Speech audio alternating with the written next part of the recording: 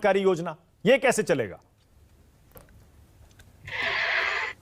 मानक जी, अगस्त 2022 और अक्टूबर 2022 में जब यूयू ललित और बेला त्रिवेदी सुप्रीम कोर्ट के प्रख्यात जजेस, यूयू ललित तो 3-4 महीने के लिए चीफ जस्टिस भी रहे थे सुप्रीम कोर्ट के, चंद्रचूड़ जी के आने से पहले, तो ये फ्रीबीज को लेकर कई सारी याचिकाएं दर्ज हुई थी।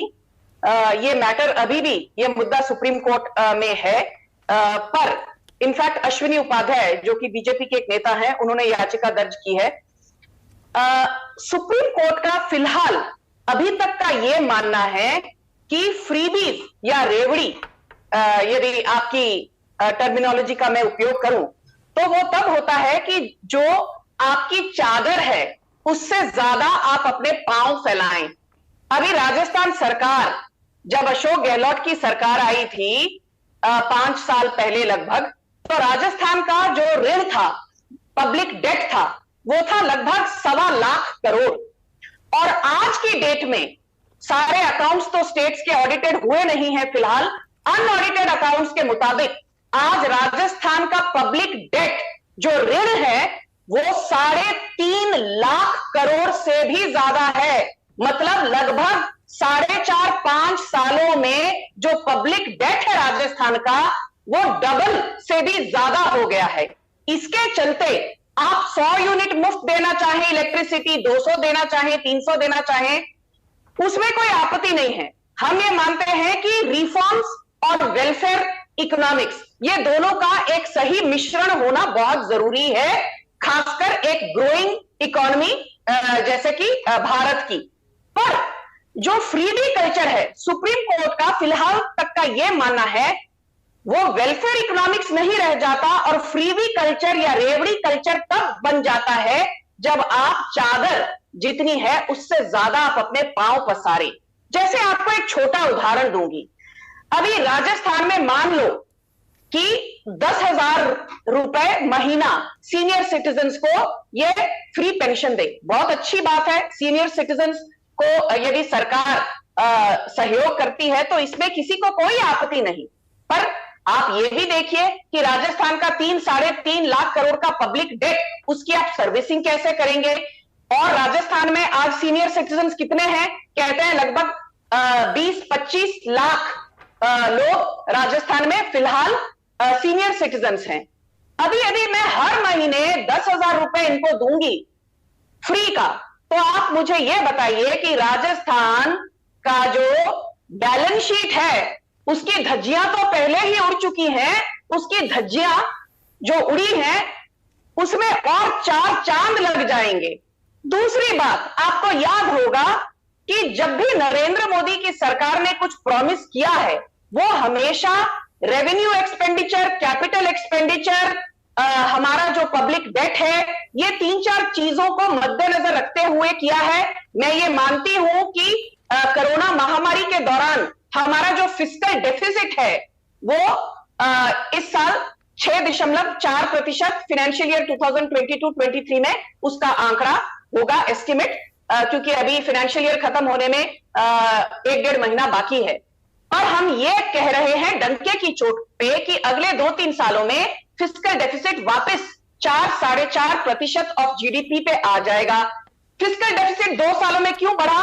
क्योंकि 100 सालों में पहली बार एक ऐसी महामारी आई जहां पर कि केंद्र सरकार को कुछ ऐसे फैसले करने पड़े जो बड़े ही आउट ऑफ द वे जाकर करने पड़े, चाहे वो फूड सिक्योरिटी प्रोग्राम हो, 80 करोड़ लोगों को हर महीने मुफ्त का राशन देने की बात हो, चाहे जनधन योजना के तहत जो महिलाएं हैं उनको महीने का 1,500 या 1,000 रुपए देने की बात हो, चाहे सेल्फ हेल्प ग्रुप्स को 20 लाख का इंश्योरेंस पर सेल्फ हेल्प ग्रुप देने की बात हो।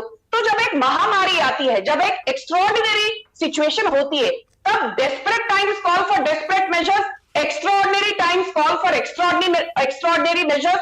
बट यहां पर एक तरफ अशोक गहलोत कहते हैं सब कुछ चंगा है, सब कुछ चंगा सी, राजस्थान की अर्थव्यवस्था तो बहुत सुपर तरीके से आगे विकसित हो रहा है राज्य, हमें कोई रोकने वाला टोकने वाला नहीं, जबकि कोरोना महामारी के समय जो वैक्सीन वेस्टेज का दर है वो सबसे अच्छा, ज्यादा मतलब छत्तीसगढ़ आपका और तर्क ये राजस्थान में है था। कि अगर सरकार के पास पैसे हों तो ये फ्री की घोषणाएं की जा सकती हैं, तब ये रेवड़ी नहीं कहलाएगी।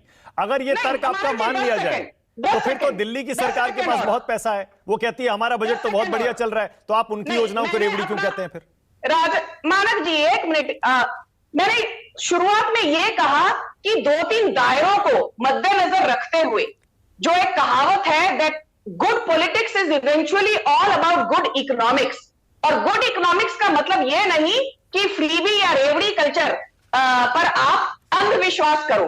मैं ये कहती हूं कि fiscal deficit, public debt, reforms, welfare economics, इनका एक सही बैलेंस और सही मिश्रण बहुत जरूरी है।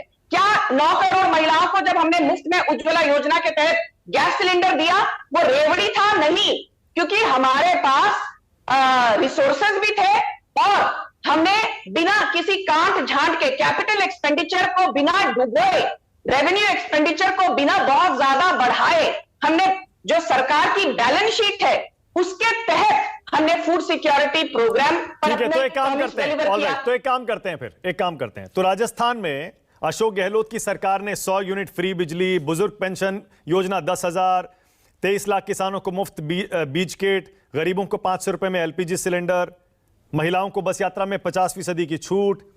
तो मतलब आपके हिसाब से ये सारी रेवड़ी है? मानक जी, मैंने ये कहा कि यदि अशोक गहलोत, आप एक चीज देखिए बड़े ध्यान से, उनकी स्पीच की तो खैर क्या बात करें, वो पिछले साल के बजट लेकर शुरू हो गए। वो जो एक कहावत है ना, बड़े बेआबरू होकर तेरे कूचे से हम निकले, बड़े बेआबरू होकर तेरे कूचे से हम निकले, बहुत मेरे अरमान निकले, बहुत मेरे अरमान निकले, लेकिन फिर भी कुछ कम निकले। खैर, अशोक गहलोत जी की कल काफी भरपूर बेइज्जती हो गई है, उस पर ज्यादा टिप्पणी ना करते हुए मैं ये कहूंगी कि यदि अशोक गहलोत जी जो 200 यूनिट मुफ्त बिजली दूंगा, 10,000 रुपए की बुजुर्गों को पेंशन दूंगा, 3,000 करोड़ का इंश्योरेंस प्रीमियम मुफ्त में सरकार भरेगी, इन सब के साथ साथ ये भी बताते कि हमारा फिस्कल डेफिसिट टारगेट पिछले साल ये था पर हमने ये अचीव नहीं किया, अगले साल टारगेट ये है।